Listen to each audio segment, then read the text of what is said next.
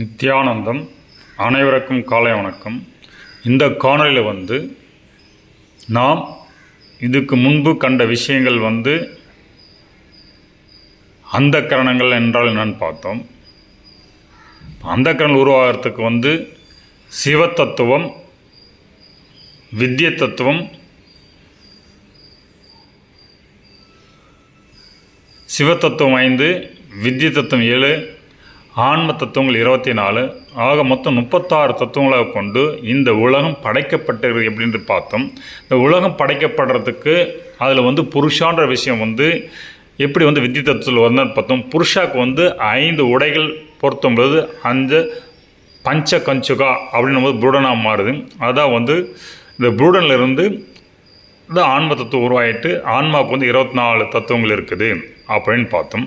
அப்போது இந்த 36 தத்துவங்களை 96 தத்துவங்களாக விரிவடை செய்து இது உயிர் இயங்கும் தளமாக இந்த 96 தத்துவங்கள் எப்படி இந்த உலகத்தில் உயிர் இயங்குவதற்கு வழிவகுக்குது என்னன்னு பார்ப்போம்.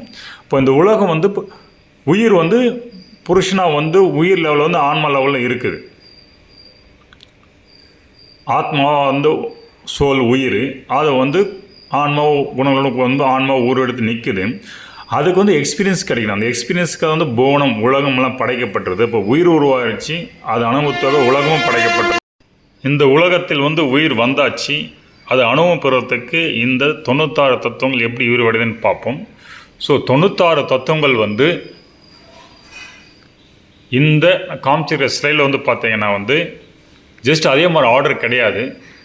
நான் சைவசத்தில் இருக்கிற விஷயங்களை உங்களுக்கு புரிதலுக்காக ஒரு ஆர்டர் பண்ணியிருக்கேன். அந்த ஆர்டர் பிரகாரம் பார்த்தீங்கன்னா இந்த உயிர் வந்த பிறகு எப்படி அந்த உருவமற்ற நிலை அருவ நிலையில் திங்ஸ்லாம் உருவாகுது, அப்புறம் எப்படி ஃபைனலாக உருவ நிலைக்கு போகுதுன்றத ஒரு கோரிலேஷனுக்காக இந்த மாதிரி ஆர்டர் வச்சுருக்கேன்.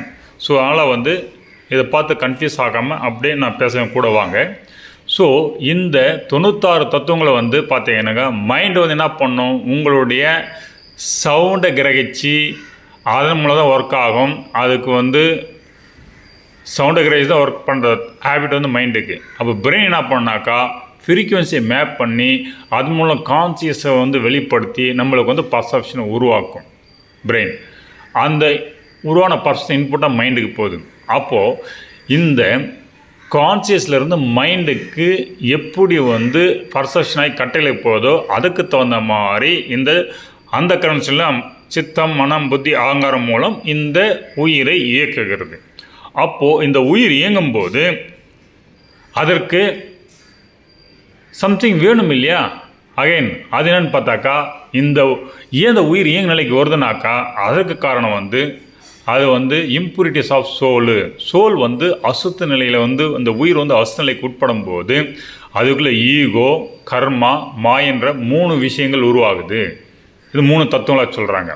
அப்போது இந்த 3 விஷயங்கள் தான் அது தான் இறைவன் என்ற நிலை மறந்து ஈகோக்கு உட்பட்டு இந்த ஆங்காரத்தின் மூலம் புத்தியைக்கு புத்தியை மனத்துக்கு உதவி செய்து சித்தத்தில் இருக்கிற விஷயங்களை இந்த விஷயங்கள் தான் எடுத்து மனத்துக்கு உதவி செஞ்சு மனம் அந்த விஷயத்தை பெற்று நம்மளை இந்த உடலை பிரெயின் மூலமாக இயக்குது. ஓகேங்களா? அப்போது இது இயங்கிறதுக்கு இடைப்பட்ட விஷயம் ஒன்று இன்டர்னல் ஆர்கன், இன்ட்ரா ஆர்கன் 2 விஷயங்கள் இருக்குது.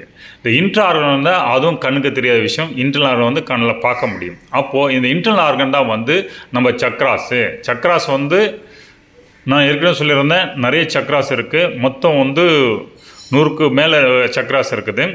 அப்போது அதில் மெயினாக பிரதான சக்கரா 7. ஆனால் நம்ம இயங்கத்தலத்துக்கு 6 தத்துவத்தில் சொல்லியிருக்காங்க. அது மூலாதாரா, சுவாதிஷ்டானா, மணிப்பூரகம், அநாகதா, விசுதி, ஆக்னா.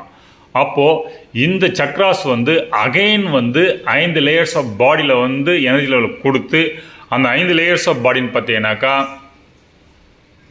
நம்ம இந்த பருவுடல் அன்னமய கோசா, ரெஸ்பிரேட்டரி சீட்னு சொல்லுவாங்க, அது பிராணமய kosa, mental sheath மனோன்மய kosa, intellectual sheath அதை விஞ்ஞானமய கோஷா, பிளிஷ்ஃபுல் சீத்து ஆனந்தமய கோஷா அப்படின்னு இந்த சக்கரை அந்த சக்தியை இந்த 5 உடலுக்கு செலுத்தி அந்த 5 உடலை எப்படி அந்த சக்தியை பெறுதோ அதற்கு ஏற்ப நமக்கு பர்செப்ஷன் ஏற்ப கான்சியஸ் மேப்பிங் ஏற்ப நமக்கு அனுபவம் கிடைக்குது.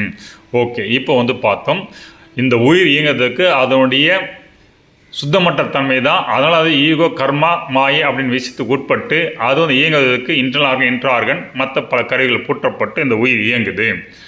அப்போது இந்த மாதிரி இயங்குதலில் இந்த உயிர் எப்படி வந்து வேரியஸ் விஷயத்தில் வந்து ஆக்ட் ஆகுதுன்னு பார்த்தீங்கன்னா, நான் ஏற்கனவே சொல்லியிருந்தேன், நுண்வோசை அதனோட அண்டாதித்தன் கூடி நமக்கு வந்து அதிசூக்கும நிலையில் வந்து ஆனந்தமய கோஷா, காரியரூபில் வந்து அதிசூக்குமை வந்து சக்தியாகவும், நிர்வாண கோஷத்தில் அதிசூக்குமையில் வந்து காரணமும் சக்தியாகவும் இருக்குது.